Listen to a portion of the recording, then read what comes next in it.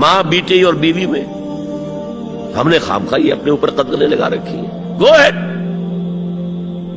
جس طرح بھی چاہو اپنی سیکشول ارتھ کو پورا کرو. زنا تو ان کے ہاں پہلے بھی جرم نہیں تھا، زنا بالجبر جرم تھا.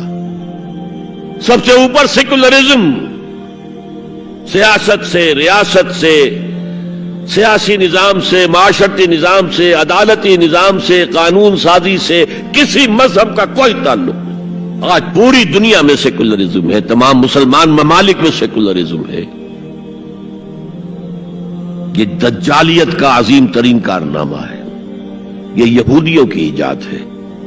نمبر 2 سود، جوا،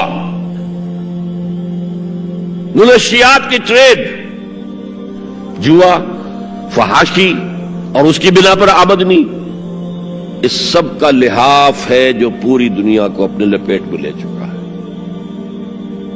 کوئی مسلمان ملک اس سے آزاد نہیں. دجالیت کے 2 لحاف.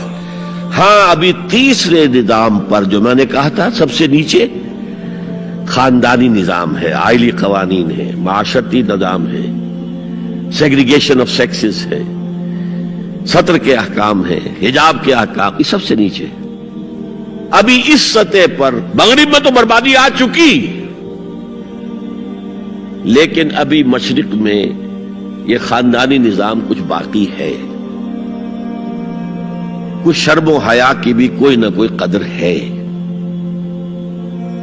کوئی عصمت و عفت کا بھی کوئی معاملہ ہے. عصمت فروشی کو بھی برا کام سمجھا جاتا ہے، والدین کی خدمت کرنے کو بھی اچھا سمجھا جاتا ہے. یہ ویلیوز ابھی ہیں، ویسے تو پورے ایشیا میں ہے لیکن زیادہ مسلمانوں میں. اس تیسرا معاشرتی اور سماجی نظام کا معاملہ ہے کہ جو اس وقت ان کا ٹارگٹ ہے. اسی لیے میں نے اسے اپنی آج کی پوری گفتگو کا عنوان بنایا. سمجھیں کیا خطرات آ رہے ہیں، اپنی قدروں کی طرف پلٹیں. اس دور میں سب مٹ جائیں گے، ہاں باقی وہ رہ جائے گا جو قائم اپنی راہ پہ ہے اور پکا اپنی ہٹ کا ہے. ہمارے لیے اسوہ ازواج مطہرات ہیں، ہماری خواتین کے لیے ان کا اختیار کیا جائے، ان کا نقش قدم پہ چلا جائے.